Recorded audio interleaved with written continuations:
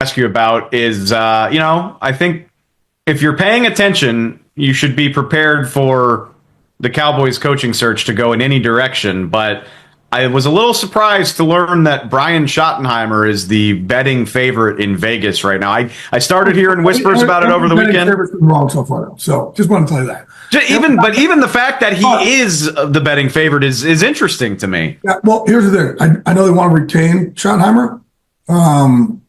They want Dak in it. Just talking to people I talked to in Dallas, they want to make sure that Dak has the same system around him, right? And that's why they brought in, interviewed Kellen Moore and Schottenheimer. So he's really liking that organization. I don't know if it's going to be a head coach or offensive coordinator, but I know that, I think their hope is that, he's still there with Dak.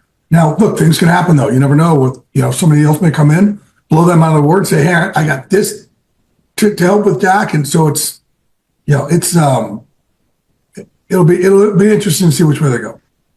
If continuity around Dak is something that they're that interested, I mean, it's easy to hear. The one thing though, the problem is when McCarthy was there, he and Dak were great too, but he had Schottenheimer kind of do a lot of the stuff, right? So Mike kind of oversee the team and stuff like that. For Schotty, I think it'll be a little bit more of, if he's the head coach and the offensive coordinator, he's not able to be as much as the head coach because he really got to, again, Mike McCarthy had a Brian Schottenheimer to help right. that. I don't know what Schotty's plan would be. Hearing that though, it's easy to assume that they would really like to hire Kellen Moore when he's available to hire. Or No, I'm not assuming that either. Because again, he went in and interviewed, or he interviewed, I think, on Zoom. Right. Yeah, it had to have been on Zoom. I'm not saying that either. I think from when I talked to people in the Cowboys, they're kind of doing their initial look at people and then taking a step back. I'm going to reload, here coming up. Be interesting to see how that plays out. All right, Jay, it's good to see you, man. I appreciate the time. It can also take somebody completely different and say, hey, here's who we want as an offense coordinator. Here's who we want as a defense coordinator. Here you go, lead the team. I'll keep saying it. Nothing with the Cowboys should be off the table, clearly, based on the last 3 or 4 days. Yeah. Good to see you, man. I'm glad you're able to get back into your house. I will chat with you soon. Yeah, appreciate it, buddy. Afternoon ends a long flirtation between the two. So that's where we're going to start the show here. Ben Johnson being named the head coach of the Chicago Bears. And to talk about it, who better than our friend Carmen Vitale of FoxSports.com, Chicago native Carmen Vitale of FoxSports.com. Currently in Chicago. Who is in Chicago right now, which, okay, let's start there. There were so many uncertainties, so many variables. The Bears talked to everybody in this coaching search, and it started to feel like a long shot that they would get this big fish, this slam dunk hire of the Detroit Lions offensive coordinator. What's the vibe in Chicago now that they A, have a head coach, and B, got the name in this cycle? Yeah, I don't think Bears fans have learned anything over the last couple of off seasons where things look so bright and shiny and new, and then the expectations just skyrocket because of it. Listen, I'm not here to say that the Bears don't have the capability to go to the postseason next year or get to, the conference championship or what have you. But I'm just saying that this was a step in the right direction. We still need to kind of hold off a little bit. But as far as the vibe in Chicago, I mean, nobody's listening to me from that regard. I all over the place, people are celebrating. I'm surprised I don't hear fireworks right now. Okay, so let's dive deeper into that because, again, this was, I think, from the first time Matt Eberflus screwed up this year, way back before Thanksgiving, this was the name. This is the guy who's overseen Detroit becoming this juggernaut of an offense.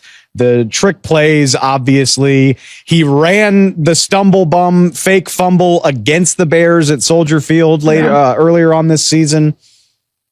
Everybody knows all of that, but Ben Johnson officially agreeing to take the job with this Bears team, with Caleb Williams, with plenty of receiver talent, with work to do on the offensive line. Where do you think this starts with Ben Johnson trying to put his imprint on the Chicago Bears? I have often referred to Ben Johnson as the purveyor of thick excellence because of how much he believes in the offensive line himself or itself. He knows that everything really starts with a solid unit, and that's why you've seen Detroit invest so heavily in their offensive line. I mean, it really does start and end with those guys up front. And with Ben Johnson, the end of their responsibilities really doesn't exist, because you've seen guys like Penei Sewell, who is an athletic freak. He shifts sides. He pull, not even just in a pulling sense.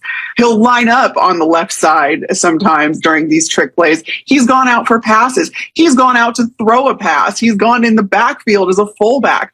The possibilities with the offensive line under Ben Johnson are literally limitless, and we've seen that time and time again. So it makes me really excited as someone who really loves to watch what these guys are capable of and have someone in charge who really appreciates what they bring to an offense.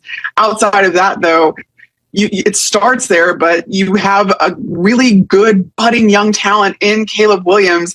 That is going to be where Ben Johnson is going to have to shine. You want him to develop Caleb and really get the best out of him, like you were able to do with Jared Goff.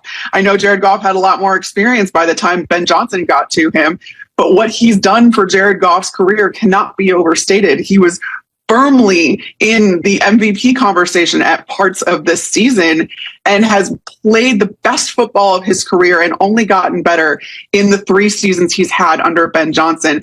And that's translated to overall offensive success. You see it on the screen right now. They haven't finished lower than ranked third as far as total offense ranks go. They haven't finished lower than 5th since Ben Johnson took over in points scored per game. This is an incredibly potent offensive attack led by a guy that keeps developing his own and honing his own skills.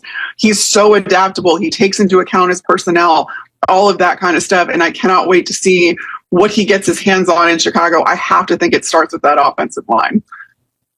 I have to think you're right. And the Bears do have a top 10 pick. You know, they just drafted Darnell Wright at right tackle not all that long ago, but you can definitely add another piece on that offensive line. It feels like this is going to be a good draft class for offensive tackles. So maybe this is a year where the Bears go get a franchise left tackle. You could argue maybe they should have done that last year and they opted not to, but hey, no time like the present. Okay. One more thought about Ben Johnson and the personnel, and then I have some more front office-y types of topics I want to hit on. But you talk about Ben Johnson working with Caleb Williams. There were a lot of people that wondered how much Ben Johnson would want to coach Caleb Williams, because Caleb is this freelancer and this improviser, and he needs to learn how to get rid of the ball faster. And I heard plenty of people discuss the idea that maybe Ben Johnson wants a Jared Goff in the sense that he is just a point guard who is going to get the ball to his playmakers. That's not Caleb Williams. Caleb Williams is the playmaker. I'm curious what you think about Ben Johnson adapting to that type of quarterback, because Jared Goff's been wonderful in this offense, but these are 2 completely different approaches to playing quarterback. Well, yeah, but I think it's unfair to project onto what Ben Johnson's ideal quarterback is. He didn't have any sort of personnel decision-making ability when it came to having Jared Goff. Jared Goff was the guy that he had to work with. And at the end of the day, he got the best out of him. But I think when you look at guys that Detroit acquired while Ben Johnson was the offensive coordinator, though they're not quarterbacks, you look at a guy like Jahmyr Gibbs. Brad Holmes, their general manager, took a lot of flack for drafting a running back and not the consensus first overall running back in that class at number 12.